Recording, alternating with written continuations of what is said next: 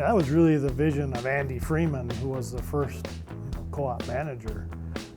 He had that vision of coming out here, building the plant next to the mine, so you're not transporting the fuel. We have large volumes of lignite coal out here.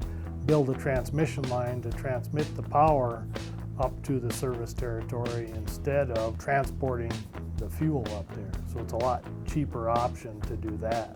It came online back in November of 1970. Really built to meet all our customer needs.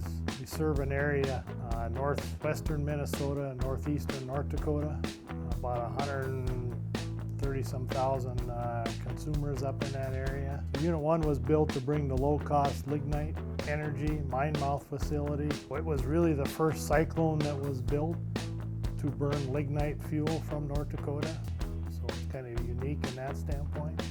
Young 2 came online in 1977, formed by Square Butte Electric Cooperative, slightly different from Minnkota, but same general owners and common management.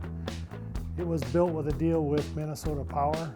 So over the years since that came online, Minnkota's gotten a larger share of the unit, and actually by 2026 we'll have 100% of the output of Young 2. In 2007 we put an overfire air system on Young 2. Then that transition we added the same system on the Young 1, along with, shortly after that, selective non-catalytic reduction that was added to help reduce the NOx even further. From that, we started adding a sulfur removal system to Unit 1, and we had upgraded Unit 2 in that same rough time period to scrub 100% of the gas coming out of that unit. So in effect, we've reduced our NOx emissions by over 60%, and we're removing over 95% of the SO2 emissions.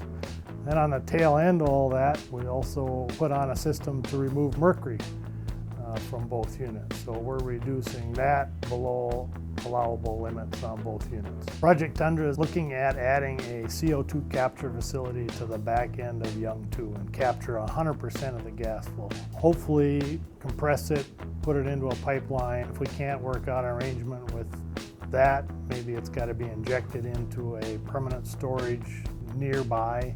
It needs steam and electricity. So the steam could either come from a separate cogen unit and then some electricity too, or maybe just a separate little natural gas fired boiler to supply its steam needs. It also has a large electrical load, so we could either supply that off the grid, what kind of reduces our output, or maybe that cogen unit would supply some part of their electricity. So it's kind of real early stages. We're not sure which way it's going to go. We're looking for funding. It's a very expensive proposition to add on a CO2 capture facility.